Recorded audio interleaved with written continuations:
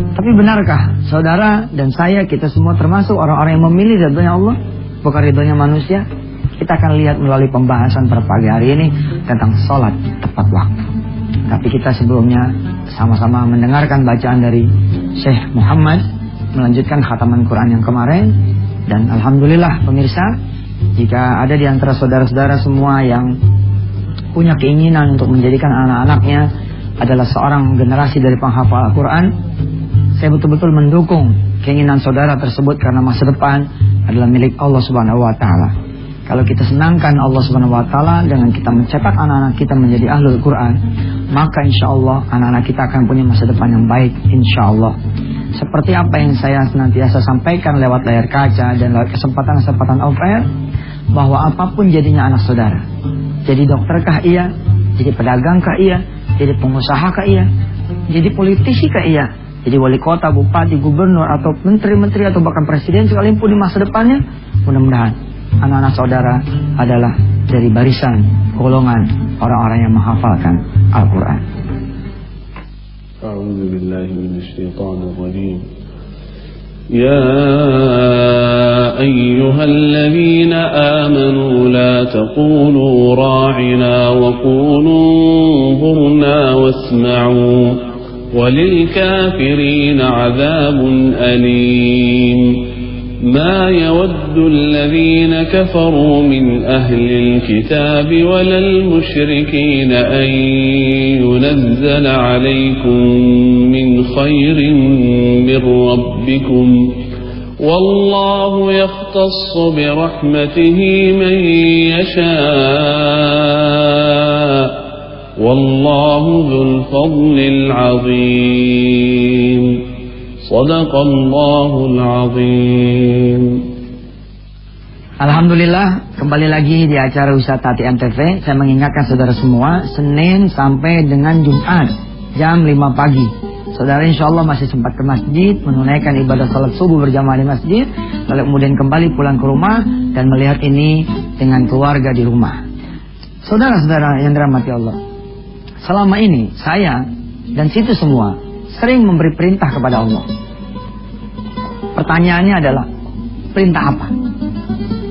Saya akan memberitahu pagi ini satu bentuk perintah yang senantiasa saudara berikan kepada Allah Subhanahu wa Ta'ala, yang mudah-mudahan setelah lepas acara kita pada pagi hari ini, saudara bisa memperbaiki kualitas sholat saudara semua. Ikuti saya. Seorang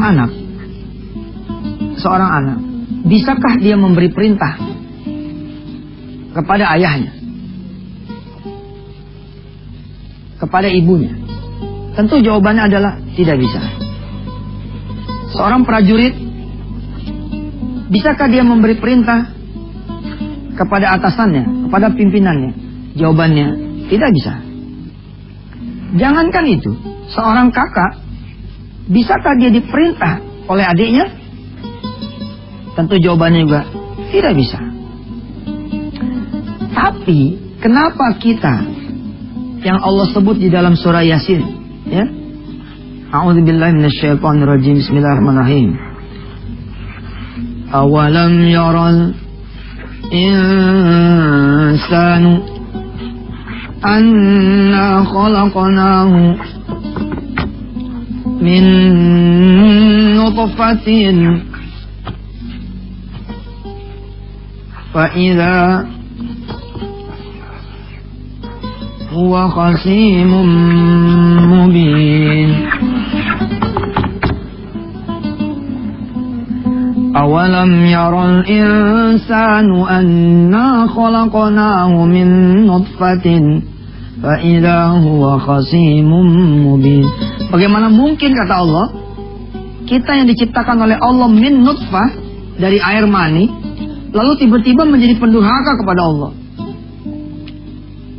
Saudara yang rajin mengikuti kajian Wisata Hati, baik lewat buku, CD, DVD, kaset, atau lewat website wisatahati.com, lewat Twitter @yusuf_mansur, dan pada hari ini kita kencengin di acara Wisata Hati Antv, tentu sudah tahu tentang perintah apa yang senantiasa kita berikan kepada Allah? Nah, untuk mengetahui jawabannya, tetaplah bersama Yusuf Mansur di Wisata Hati Antv. Selamat kembali di acara Wisata Hati Antv. Buat yang baru saja menonton acara ini, jangan lupa bismillah dan sama-sama kita niatkan menuntut ilmu kepada Allah Subhanahu wa taala lewat jalur acara ini. Dan berdoalah kepada Allah Subhanahu wa taala mudah-mudahan ada perubahan di setiap kita kemudian belajar setiap harinya dari mulai jam 5 sampai jam 5.30 pagi, Senin sampai Jumat, sehingga kemudian ilmu ini menjadi ilmu yang barokah, manfaat dan ada hasil. Saya akan mengajak pemirsa sebelum menjawab dari pertanyaan, perintah apa sih yang kita senantiasa berikan kepada Allah? Saya akan ajak pemirsa semua untuk menghafal satu hadis. Qala Rasulullah sallallahu alaihi wasallam, afdalul jihad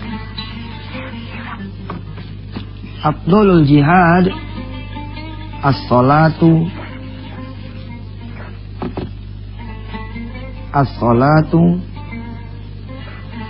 fi awali waqtiha. Menurut Rasulullah sallallahu alaihi wasallam, seutama-utamanya jihad adalah salat di awal waktu.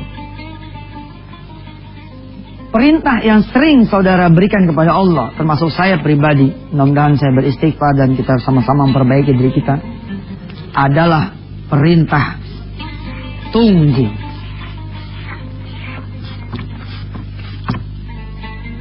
Perintah apa saudara? Perintah tunggu.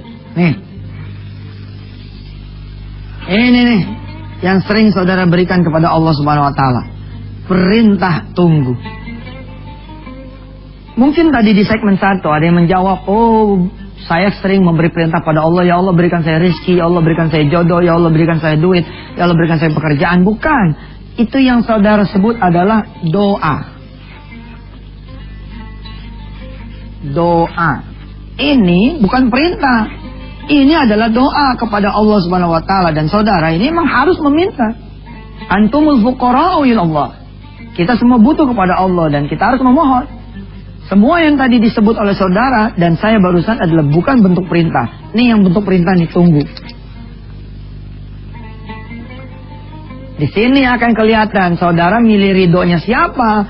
Milih ridhonya manusia apa milih ridhonya Allah Subhanahu wa taala? Coba aja saudara. Azan berkumandang. Allahu Akbar, Allahu Akbar. Apa yang saudara katakan kepada Allah? Tunggu ya.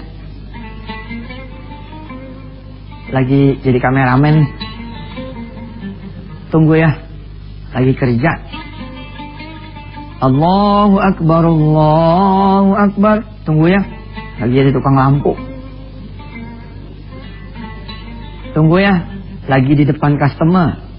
Tunggu ya, lagi nerima tamu. Tunggu ya, lagi masak. Tunggu ya, lagi di jalan tol. Udah tahu Allah mau datang, kenapa pakai masuk tol? Nih perintah tunggu nih. Sadar gak? Hayya 'alas shalah. Bentar, lagi rapat. Yuk. Saya ini umpama seorang Kapolres, oke? Saya punya tongkat, lalu saya datang ke satu polsek di bawah saya. Begitu saya turun dari mobil, ajudan di depan polsek itu bangun. Siap Dan.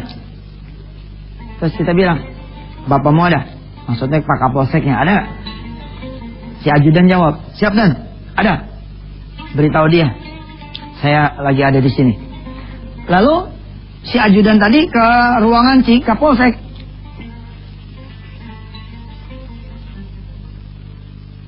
Maaf Dan, izin, di depan ada Pak Kapolres.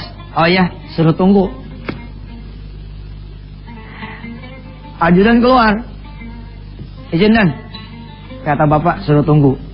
Ini aja udah gak pantas, apalagi kalau si Kapolres kemudian nungguin terus si Kapolsek keluar ya kan. Tongkat dari di sini sampai di sini. Sampai dikantongin bener tongkatnya. Nggak keluar-keluar juga itu si Kapolsek. kamu udah beritahu bapak kalau saya ini datang? Sudah pak, katanya suruh tunggu. Ya tunggu aja pak. Loh gimana, saya ini Kapolres. Nah, ini si Kapolsek akan dicopot, langsung turun jadi banpol. Umpama kata aneh orang miskin, aneh datang ke orang kaya. Assalamualaikum Pak Haji Hekal. Waalaikumsalam. Pak Haji, saya ini punya urusan anak. Bisa nggak minjemin saya duit? Berapa kamu butuhnya? 500.000 aja Pak. Kalau nggak ada 7,5 juga boleh Pak.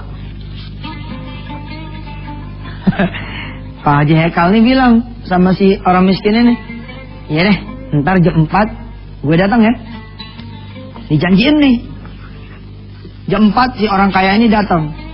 Di dalam firman Allah disebut adalah salat itu adalah kitabun mauquta. Salat itu kitabun mauquta, sudah ditentukan waktunya oleh Allah. Aku datang jam berapa? Kalian mestinya udah tahu. Lohor jam berapa, asar jam berapa, maghrib jam berapa, isya jam berapa, subuh jam berapa. Nih, jam 16 Pak Hekal datang ke si orang miskin ini. Assalamualaikum. Waalaikumsalam. Yang keluar anaknya. Bapakmu ada? Ada? Dari siapa? Dari Pak Haji Hekal. Oh iya, bentar ya Pak. Disebut nih sama anaknya, Pak, ada tamu di depan. Siapa? Katanya Pak Haji Hekal. Oh, iya suruh tunggu. Si orang kaya nungguin sampai jam 16.30, sampai jam 17, sampai jam 17.30, nggak nongol-nongol. Waduh, kalau 5 menit nunggunya wajar. Nunggunya wajar, tapi ini nunggunya nggak wajar. Bagaimana kemudian kisah selanjutnya? Kita selingin dulu sama yang satu ini ya. Yang sabar. Alhamdulillah, kita pagi hari ini sempat belajar pemirsa lewat acara kita di Wisata TV ini tentang bagaimana mengutamakan Allah supaya kita bisa mendapatkan ridhonya Allah Subhanahu wa taala. Kita coba belajar dari sudut pandang sholat tepat waktu. Selama ini urusan sholat tepat waktu disepelekan oleh orang-orang banyak, padahal dia tidak berpikir yang datang itu adalah Allah, penguasa alam ini. Di segmen sebelumnya ada cerita tentang seorang yang miskin datang ke orang yang kaya. Lalu dia menjanjikan kepada si miskin, saya akan datang jam 16. Ternyata ketika dia datang, yang nemuin adalah anak si miskin tadi. Bapakmu ada? Ada. Dari tahu Gi, saya Pak Haji Hekal sudah datang. Anaknya ngomong, Pak, di depan ada Pak Haji Hekal. Oh iya, suruh tunggu. Ternyata dari jam 16 sampai jam 17.30. Si orang kaya ini bingung loh. Tadi dia datang memohon-mohon kepada aku untuk minjem duit. Aku udah datang bawa duit, kok malah nggak ditemuin. Dipanggil lagi anak yang tadi. Nah, sini deh. Kamu sudah beritahu tadi bapakmu kalau saya datang. Sudah Pak. Gini, beritahu dia ya. Bilang tadi bapakmu tuh datang minjem duit buat urusan kamu katanya 500.000. Nih bapak udah bawa 500.000. Kasih tahu ya. Baik Pak, disampaikan lagi nih sama si anak ini. Pak, yang di depan tuh Pak Haji Hekal. Katanya bapak tadi pagi minjem sama dia. Dia bilangin sama Pak Haji Hekal kalau mau bantu orang yang sabar. Kalau mau minjemin orang yang sabar, kira-kira gimana tuh ente?